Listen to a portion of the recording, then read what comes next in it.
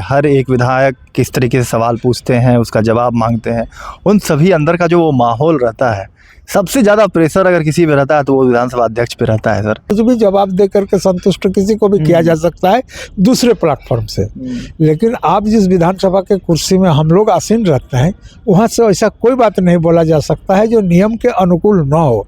हमारा देश का और राज्य का जो नियम है, देश का जो संविधान है, इसके अनुकूल का बात बोलना पड़ता है। 25 साल का झारखंड में काफ़ी कुछ हुआ है, ये कहने में कहीं कोई संकोच नहीं है। आप कैसे देखते हैं सर आने वाले जो 5 साल 10 साल या 25 साल में कार्य सरकार करे, और आप कैसे देखते हैं इन तमाम चुनौतियों को, और झारखंड उससे निकले और एक अलग राज्य जो कि पूरे हिंदुस्तान में, चूँकि यहाँ की जो खनिज है वो पूरे हिंदुस्तान में जगमग करती है, तो कैसे आप? जब तक हमारा व्यवस्था अलग नहीं होगा तो ये संथाल परगना में पड़ने वाले ज़िले और छोटनागपुर के पड़ने वाला ज़िले जो वर्तमान में झारखंड राज्य का मानचित्र है, इसका बदलाव नहीं होगा किसी भी तरह से, चाहे शैक्षणिक रूप से हो, चाहे राजनीतिक रूप से हो, चाहे आर्थिक रूप से हो। बदल होने की संभावना बहुत ही नगण्य था। जो आने वाले 50 साल में सही मायने में झारखंड में और काफ़ी बदलाव होगा और ये राज्य देश में एक अव्वल राज्य के रूप में स्थापित होगा। झारखंड अब 25 वर्षों का हो चुका है और पूरे राज्य में रजत पर्व महोत्सव मनाया गया। आपने देखे धूमधाम से कई सारे कार्यक्रम का आयोजन किया गया। अब वक्त है विधानसभा के 25 वर्ष पूरे होने पर कार्यक्रम का।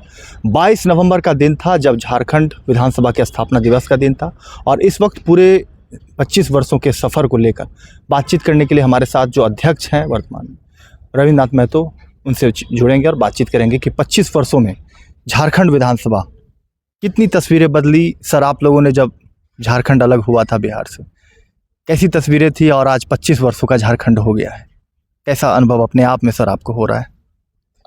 देखिए, सिर्फ मेरा ही अनुभव नहीं बल्कि सारे लोगों का अनुभव भी है और लोग देख भी रहे हैं कि जब हम लोग एकीकृत बिहार में थे तो उस समय तत्कालिक संथाल परगना और छोटनागपुर को के डेवलपमेंट को लेकर के हम लोग आंदोलनरत थे और अंत में यह निर्णय पर पहुंचे कि जब तक हमारा व्यवस्था अलग नहीं होगा तो ये संथाल परगना में पड़ने वाले ज़िले और छोटनागपुर के पड़ने वाला ज़िले जो वर्तमान में झारखंड राज्य का मानचित्र है, इसका बदलाव नहीं होगा किसी भी तरह से, चाहे शैक्षणिक रूप से हो, चाहे राजनीतिक रूप से हो, चाहे आर्थिक रूप से हो।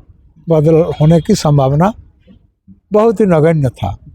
तब तत्कालिक नेता, तब के हमारे महापुरुष लोगों ने इसको एक अलग प्रांत के रूप में किया और अलग प्रांत 2000 में जब अस्तित्व में आया, वहाँ से लेकर के आज 25 साल पूर्ण कर चुका है। तो इस अवधि में झारखंड और तत्कालिक संथाल परगना छोटनागपुर का जो अवस्था था, यहाँ का शैक्षणिक अवस्था बोलिए, रोड रास्ता का व्यवस्था बोलिए, सिंचाई का अवस्था बोलिए, एग्रीकल्चर का अवस्था बोलिए, चिकित्सा का अवस्था बोलिए, इस सही मायने में बहुत ही दयनीय था। और आज के समय में आप इसको दयनीय नहीं बोल सकते हैं। आज काफ़ी कुछ परिवर्तन हुआ है और सामने और कुछ परिवर्तन करना बाकी है। हम अगर देश के स्तर में जाएं, विश्व के स्तर में जाएं, तो भले ही उस स्तर को हम अचीव नहीं कर पाए हैं, लेकिन उस समय से बहुत व्यवस्थाओं में परिवर्तन आज हुआ है। तो इसलिए 25 साल का झारखंड में काफ़ी कुछ हुआ है, ये कहने में कहीं कोई संकोच नहीं है। सर, चूँकि आप विधानसभा अध्यक्ष हैं और विधानसभा की पूरी जिम्मेदारी आप ही पे रहती है, हर एक विधायक किस तरीके से सवाल पूछते हैं, उसका जवाब मांगते हैं, उन सभी अंदर का जो वो माहौल रहता है, सबसे ज़्यादा प्रेशर अगर किसी पे रहता है तो वो विधानसभा अध्यक्ष पे रहता है। सर, कैसा लगता है जब आप अंदर में? नहीं दिखता, लगता तो है, उस समय तो अपने आप को असहज लगता ही है। और मान लीजिए सारे माननीय सदस्यों के द्वारा ऐसा जटिल जटिल चीज़ सामने आता है जो सही मायने में कभी कभी अपने दिमाग से समाधान के क्रम में अपने आप को छोटा पाता हूँ। तो ऐसे स्थिति में उस असहजता को एक कायदे से और एक आपको धैर्य के साथ हमको ग्रहण करना पड़ता है, और जब इसको ग्रहण कर लेते हैं तो फिर उसका उत्तर अपने आप में आ जाता है। और वो समाधान होने के क्रम में होता है। क्योंकि हर कोई चाहता है कि अपने सवाल का वो संतुष्ट जवाब उनको मिल पाए, और सभी को संतुष्ट कर पाना, बैलेंस बनाकर चलना और शब्दों की मर्यादा को पालन रखना, ये एक बहुत बड़ी बिल्कुल चुनौती बिल्कुल होती है। बिल्कुल, आपने सही बात बोला। और एक बात है उसमें, और एक बात यह है कि कुछ भी जवाब दे करके संतुष्ट किसी को भी किया जा सकता है दूसरे प्लेटफॉर्म से, लेकिन आप जिस विधानसभा के कुर्सी में हम लोग आसीन रहते हैं वहाँ से ऐसा कोई बात नहीं बोला जा सकता है जो नियम के अनुकूल न हो। हमारा देश का और राज्य का जो नियम है, देश का जो संविधान है, इसके अनुकूल का बात बोलना पड़ता है।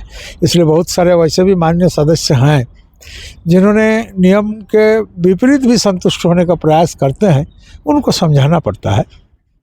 सर, कई सारे कार्यक्रम होना है और आज अपने उत्कृष्ट विधायक और जो कर्मचारी है जो दिन रात विधानसभा में लगे रहते हैं, सभी को सम्मानित किए जाएंगे 22 नवंबर को। उन सभी को जिनको नहीं मिल पाए पुरस्कार, आपने कहा प्रेस कॉन्फ्रेंस में कि जो जिनको नहीं मिल पाए वो निराश ना हो, आगे भी अच्छे से काम करेंगे तो उनकी भी बारी आ सकती है। सभी को सम्मानित किया जाएगा 22 तारीख को। सभी कर्मचारियों को और विधायकों को आपकी ओर से क्या कुछ संदेश?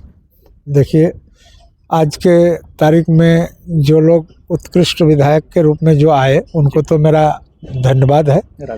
जो राज्यसभा हमारे विधानसभा के कर्मी जिन लोग को भी उनका पुरस्कार मिला उन्हें भी मेरा धन्यवाद है। और बाकी लोगों से मेरा उम्मीद है कि आने वाला समय में वो भी कुछ ऐसे बेहतर करें ताकि 10 में से एक आदमी वो भी बन सके, विशिष्ट आदमी बन सके। उन्हें भी इस जो 22 तारीख का जो प्लेटफॉर्म है, जो मंच है, उस मंच से उन्हें भी सम्मानित करने का काम हम लोग कर सकें, यही मेरा आग्रह है उनसे। सर, जैसे मुख्यमंत्री जी ने आने वाले 25 सालों यानी 2050 का जो एक टारगेट लिया है कि झारखंड को किस तरीके से एक विकसित राज्य में पैमाने में खड़े किया जाए, आप कैसे देखते हैं सर आने वाले जो 5 साल 10 साल या 25 साल में कार्य सरकार करे, और आप कैसे देखते हैं इन तमाम चुनौतियों को और झारखंड उससे निकले और एक अलग राज्य जो कि पूरे हिंदुस्तान में, चूँकि यहाँ की जो खनिज है वो पूरे हिंदुस्तान में जगमग करती है, तो कैसे आप?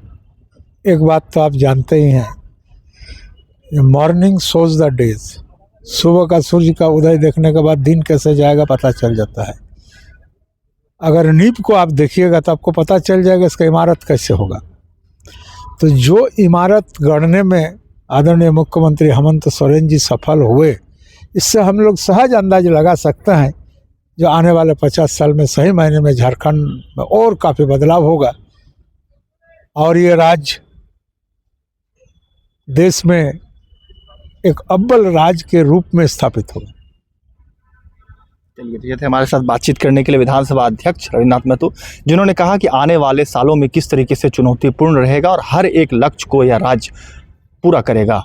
आपने देखा कि जो उत्कृष्ट विधायक हैं हर साल उनको सम्मानित किया जाता है और फिर से 22 नवंबर को कार्यक्रम होना है, और तमाम जो कर्मचारी हैं विधानसभा में जो दिन रात मेहनत करते हैं, काम करते हैं, और विधानसभा के जो सेशन जब चलते हैं आप देखते हैं कि किस तरीके से तमाम विधायकों, तमाम जो कर्मचारी होते हैं, सभी की जिम्मेदारी विधानसभा अध्यक्ष पे ही रहते हैं, और हर एक सवालों को, हर एक को किस तरीके से जवाब देने चाहिए और अमर्यादित जो शब्द होते हैं, भाषाएं, उनका उपयोग नहीं करने चाहिए। इन तमाम चीज़ों पर ख्याल अगर कोई रखते हैं तो वह है विधानसभा अध्यक्ष।